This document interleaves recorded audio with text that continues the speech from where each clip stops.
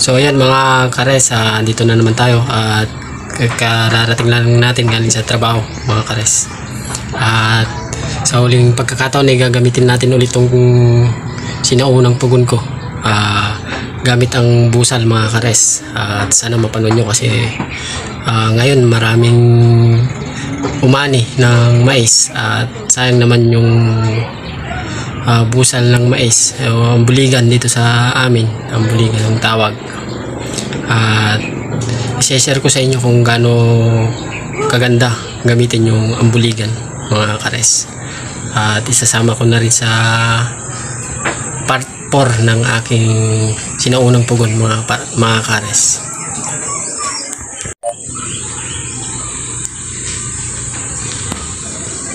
Bali, ito po yung ambuligan na nahingin natin sa kaibigan natin mga kares. Ito po. Bali, papakita ko po sa inyo kung gaano kaganda itong busal ng mais o ambuligan sa aking pugon di blower mga kares. Bali, magluluto ako ngayon ng paksiw mga kares. Bali, konti lang po yan kasi dalawa lang naman po ka ng anak ko mga kares. Bali, paksiw. At magpiprito tayo mga kares ng 3 piraso. Bali, sa pagprito mga kares, dyan mo malalaman, isa pa sa dyan mo malalaman kung malakas yung kalan mo pag nagprito ka. Kung madaling maprito mga kares, sigurado na malakas yung kalan mo. Hindi totoo yan. Ito po, sa pangalawang gamit ko, i-share ko na rin po sa inyo yung sa ambuligan. Dahil marami sa ngayon, marami ako akong nakikita. Hali, naingi po natin yan sa isang kaibigan natin na si Ray Brito mga kares.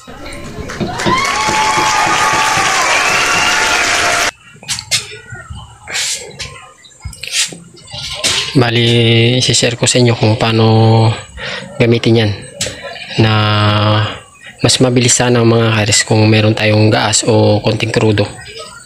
Dahil isaw-saw mo lang ito sa gas mga kares at ipasak mo na dito. Presto, walang kahirap-hirap mga kares na aapoy na yan. Pero kung walang gas, i-share ko sa inyo kung paano apoyan. Medyo mas matagal pero pwede naman. Pero kung may gas kayo dyan o konting krudo, isaw-saw nyo na lang po ito.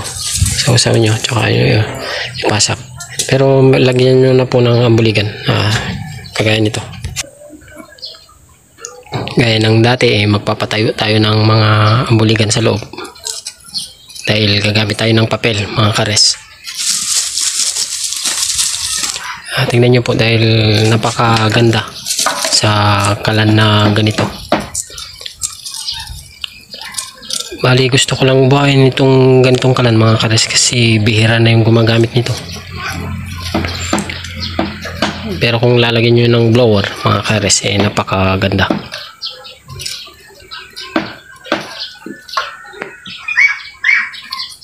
Yan po. Bali, pinatayo ko po sa bukanan ng butas.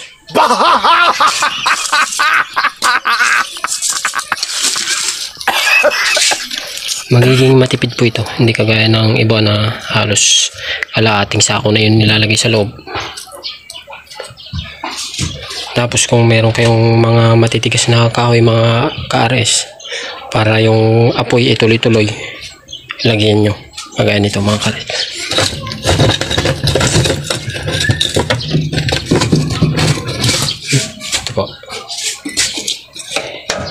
Ito, ibig sabihin nito, pag nilagyan nyo ng ganito, matagal maupos para yung apoy ay tuloy-tuloy. Pwedeng isa lang o dalawa, pwede po.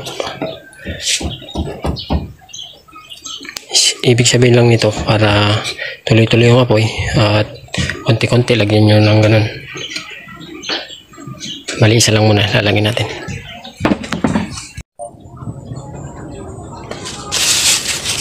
Bali, normal lang po na mausok to kasi ang buligan po mga kares.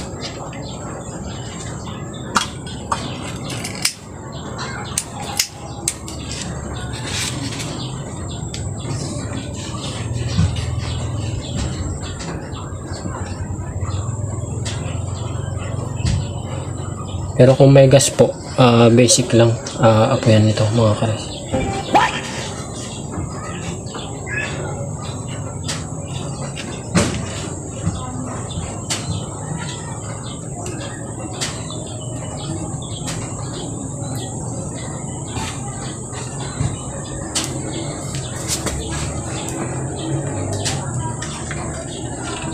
Kaya napaka-importante po talaga nito mga kares. Dahil kung wala ito, mahihirapan ka pong apoyan kung wala kang gas mga kares. Kaya napaka-importante niyan.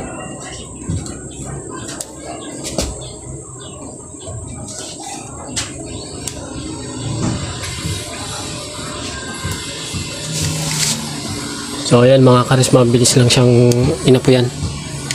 Pinatayo ko lang sa pinakabungad dyan sa loob, mas mabilis siyang apoyan kaysa dun sa kahoy gamit ang papel mga kares.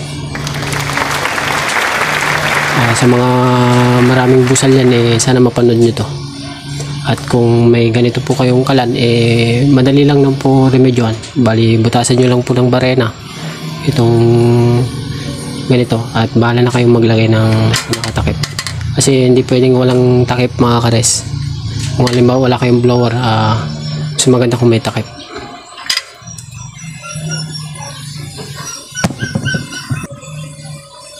So ayan, umapoy na mga kares. Lagyan natin ng konting hangin para lumakas yung apoy niya.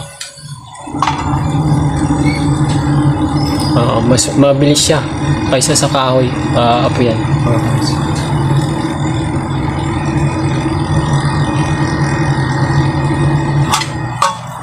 Ito.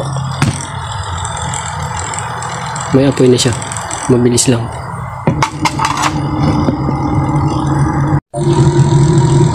So silipin natin dito sa pinakabutas kasi may blower siya mga kares. Ito. Napakabilis apoyan mga kares. Kaya napakaganda sa busal ng mais.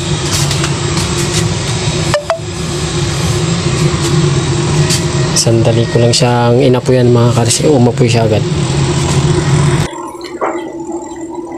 So tanggalin mo muna natin to mga kares kasi maganda na yung apoy. At buksan natin to.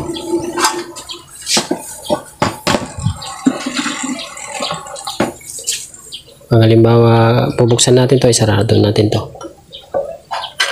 Yan po. At napakasimple lang lagyan ng busal. Kares. Pero tuloy-tuloy na yung apoy na yan mga kares. Tuloy na. Bali, ginamit natin yung blower pampadingas. At kaya nagsabi ko, lagyan mo lang ng isang matigas na kahoy sa ilalim para tuloy-tuloy yung apoy. Hindi na po mamamatayan. O yan po. Ganda, di ba? Kaya napakaganda sa busal ng mais.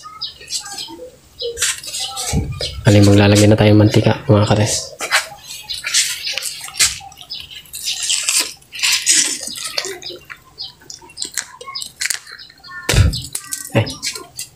Na tayo tagahawak ng camera.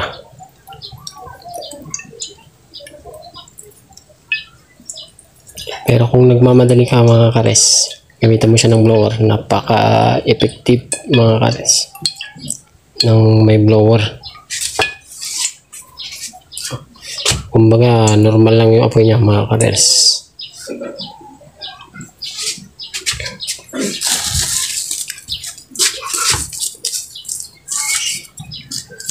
Yan, normal lang yung apoy niya mga kares. Try natin iangat.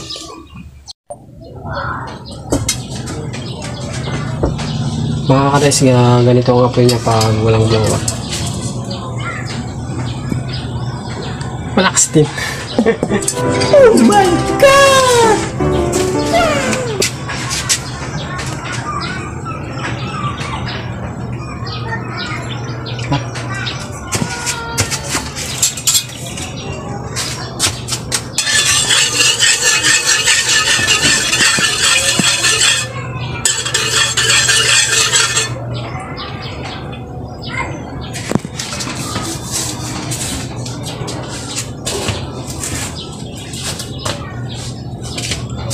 mo muna.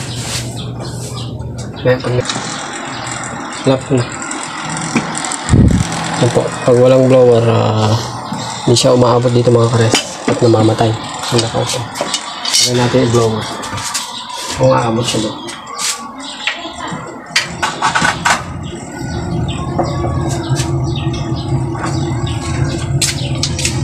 Try natin kung aabot yung apoy dito kung may blower.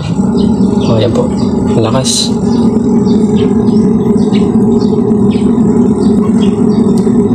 Pero pag wala pong blower, hindi po umaabot yung apoy niya dyan.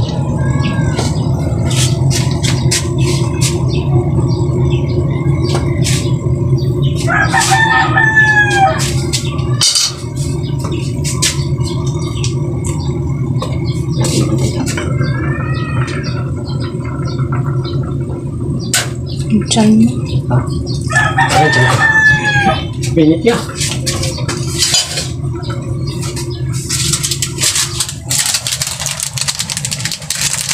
Ganda mo naman ah. Magic sarap. Walang bitchin.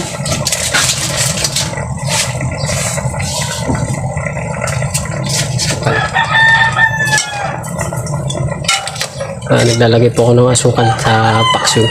Ang kares. Wow! Matamis. Ayan natin.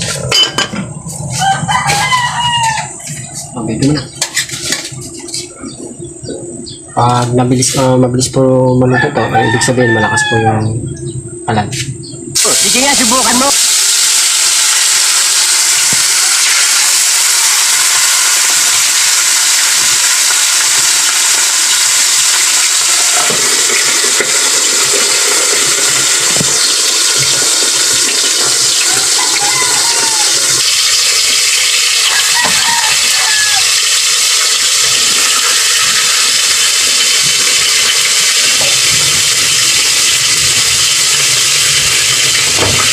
Ayan mga karet, habang pinuprito natin ito, hinihintay natin na ngayon natin na anak. Pilitin natin yung aso. Oh. Lakas. Yeah. Wow!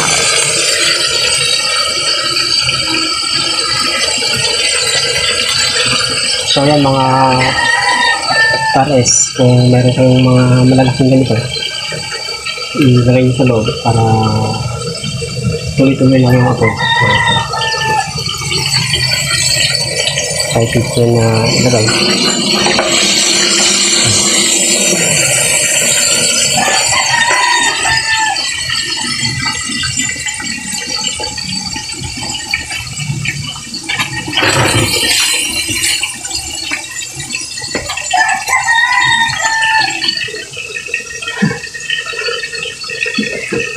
Okay na yun. Patay mo muna.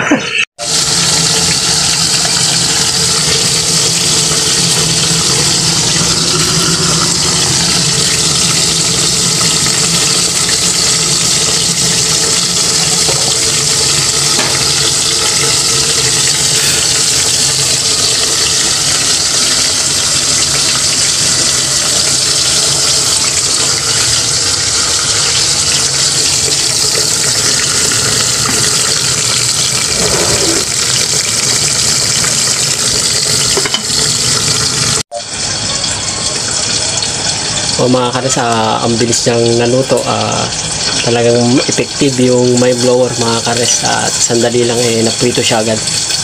At kasama ko po yung anak ko ngayon mga kares. Hello po. Sana po patuloy niyong suportahan ng YouTube channel ng Papa ko. Please like, share, and subscribe. And sa mga nakasubscribe na po, maraming salamat po.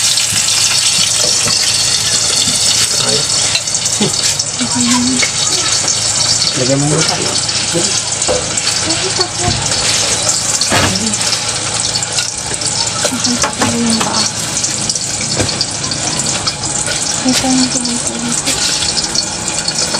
Ano?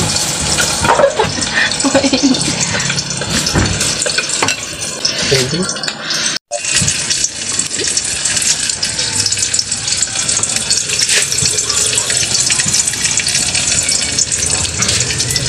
So yan mga karpes, tapos na tayo magluto. Sandali lang po siya naluto.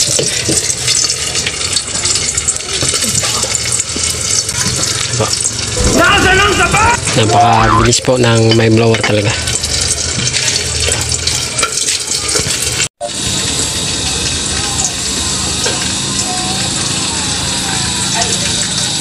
So yan, hanggang sa muli mga kares, bali sinare ko lang po sa inyo yung busan ng mais o ambuligan dito sa amin para hindi naman po masayang yung mga nagkalat lang dyan na busan ng mais mga kares. Talaga namang na effective na gamitin. Hanggang sa muli mga kares, salamat.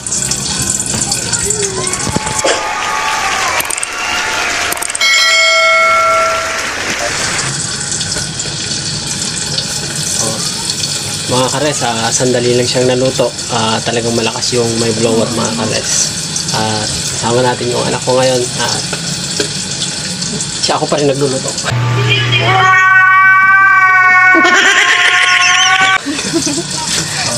Hello po. Open na. Kasi na-open mo. Kahit wala ng text ko.